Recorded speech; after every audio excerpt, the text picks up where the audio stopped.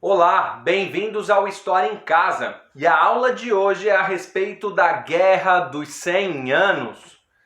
Primeira pergunta que eu faço para você: quantos anos durou a Guerra dos 100 Anos? E aí?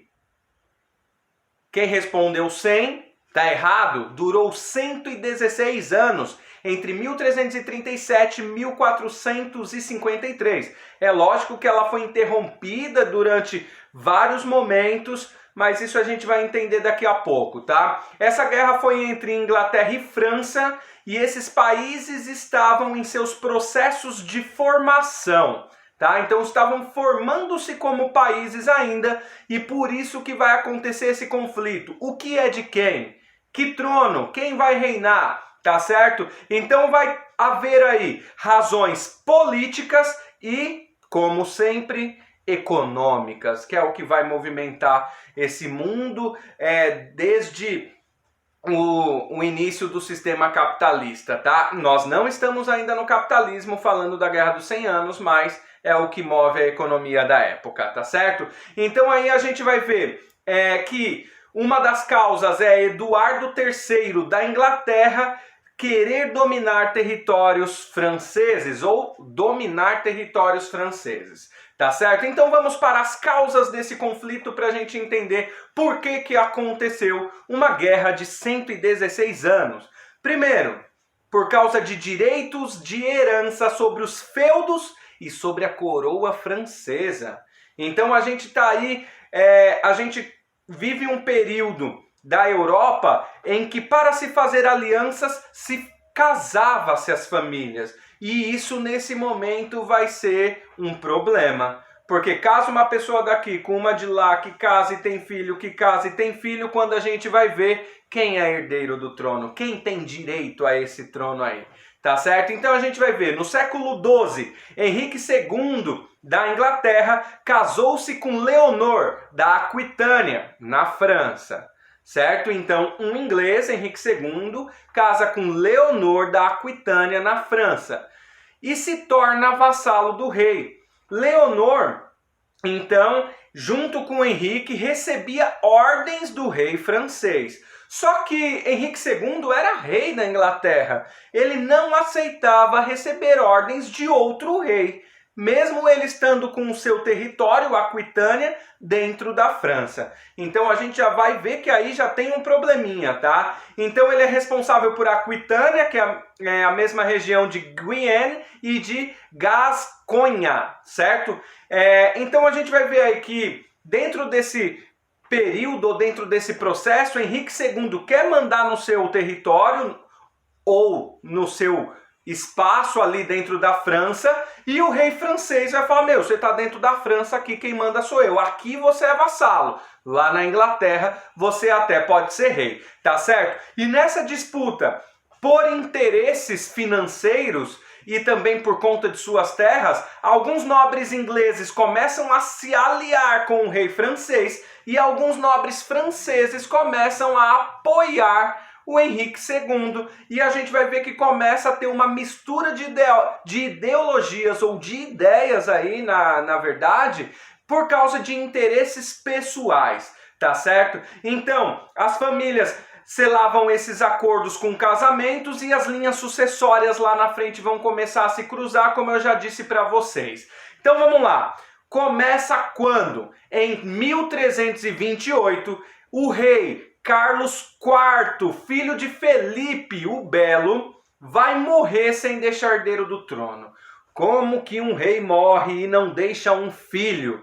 Aí começa a briga. Quem é que pode pegar a coroa, colocar na cabeça, sentar no trono e governar esse país, que agora é a França?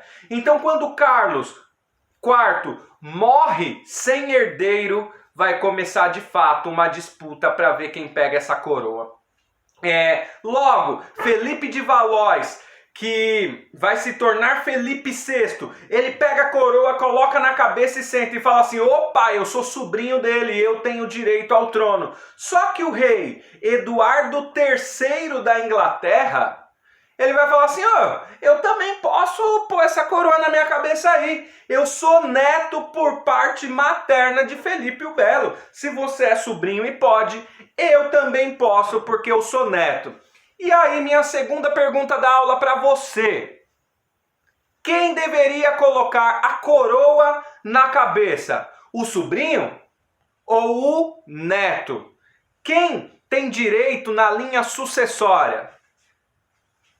Difícil, né? Então, aí está o momento que a gente vai iniciar os conflitos dessa guerra que vai durar 116 anos e atravessar diversas gerações entre França e Inglaterra, tá certo? Então, logicamente, vai ter motivo econômico por duas regiões, a gente já citou aqui, mas eu vou citar o rico comércio de tecido em Flandres. Tá? Então a gente está começando a produzir aí bastante para vender e essa região de Flandres é extremamente importante, que está sob domínio inglês do rei Henrique III. Então a explosão da guerra, franceses, agora sob domínio de Felipe VI, vai acusar a Inglaterra de expansionismo, de dominar duas regiões importantes para a França que estão dentro do território francês, que são Guienne e Flandres. Então o rei francês vai falar assim, meu, vocês têm que devolver esses territórios pra gente, isso tá na França, isso é nosso, vocês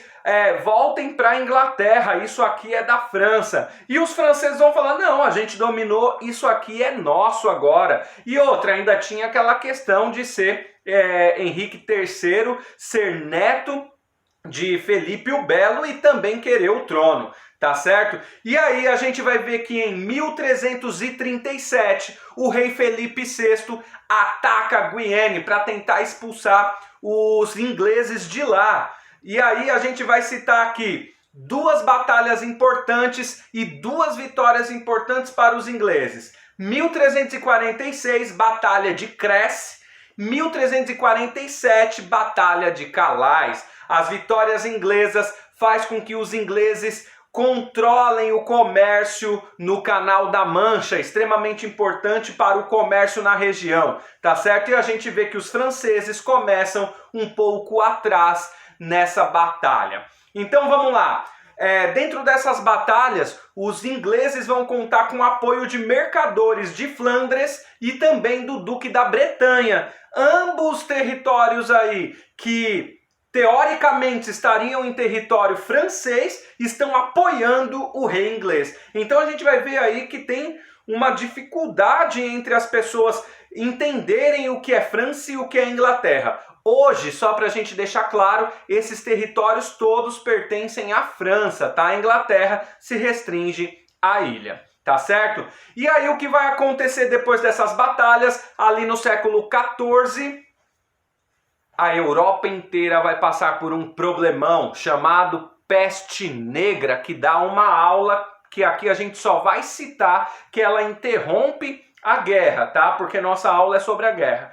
Depois você assiste o vídeo aí a respeito da peste negra, tá certo? Depois da pausa na peste negra, o próximo período já troca os reis, tiveram novamente vitórias inglesas com o apoio dos nobres, com a intenção de preservar o que eles já haviam dominado antes. E aí, em 1356, a gente vai ter uma das batalhas mais famosas e importantes desse conflito, que é a Batalha de Poitiers, onde o rei João II da França é capturado por Henrique IV. Imagina! Pegou o rei de refém, levou para casa, sequestrou o rei. E aí ele vai morrer sobre esse aprisionamento depois de 8 anos. Só que, antes de morrer, em 1360, o rei João II vai ser obrigado a assinar um documento que os ingleses colocaram lá e forçaram ele a assinar. Esse documento se chama Tratado de Bretigny. E esse tratado, olha só o que o rei assinou. vai reconhecer os domínios ingleses na terra que conquistou, ou nas terras que conquistou, e ainda vai devolver territórios conquistados pela França dentro da guerra. Então, a França entrega tudo que já conquistou e perde, ou assume que perdeu aquilo que a Inglaterra conquistou. A França diminui. Com a morte de João II, que eu falei aí depois de 8 anos, a gente vai ter aí o seu filho, Carlos V, assumindo. E Carlos V vai assumir, vai enfrentar dentro do seu país revoltas urbanas e camponesas, que é o tema da nossa próxima aula, as revoltas camponesas, e não vai reconhecer os acordos anteriores. Vai pegar o documento, vai rasgar e falar: eu não reconheço que você ganhou nada da gente. E tudo que meu pai devolveu para você, a gente vai tomar de novo da Inglaterra. E aí a guerra ganha um outro contexto, tá certo? Então, Carlos V vai reconquistar parte dos territórios entregues por seu pai ali à força no Tratado de Bretton.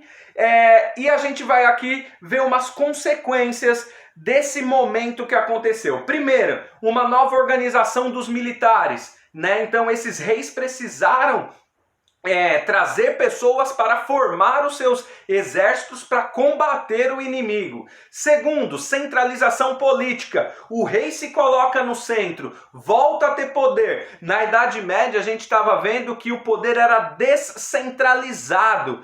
E a gente aqui ainda está na Idade Média, mas no finzinho da Idade Média o rei começa a precisar ter esse poder para organizar esse exército e fazer essas disputas. Terceiro, domínio da maior parte da nobreza, que vai ser muito importante porque eles são os guerreiros da Idade Média. Depois, aumento da arrecadação de impostos. Se eu vou gastar na batalha vidas e armamento, eu preciso arrecadar dinheiro. E aí vai começar a tirar dos camponeses, dos trabalhadores para investir nas guerras. Isso vai causar descontentamento. Próximo vídeo é a respeito das guerras camponesas.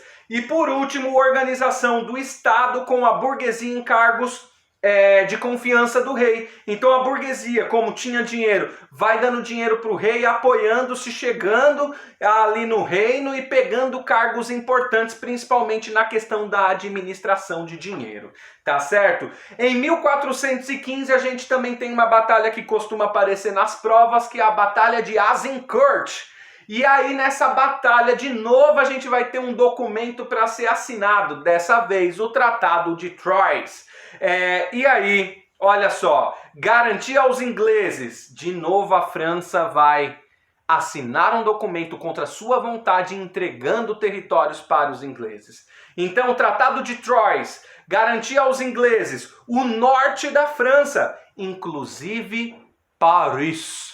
Então Paris chegou a ser Inglaterra nesse momento, tá certo? E outra, destituía o Delfim. Delfim significa herdeiro do trono na França. Destituir, tirava ele da jogada. Pensa aí, olha só o que eles fizeram. O herdeiro do trono da França agora não seria mais um francês, e sim um inglês. Colocava Henrique V como sucessor do trono francês. Para selar esse acordo, Henrique V da Inglaterra casou-se com Catarina, irmã do Delfim, irmã do herdeiro. Então olha aí, agora quando o rei da França morrer, quem é que vai virar rei da Inglaterra, da França, perdão? Vai ser um inglês, Henrique V.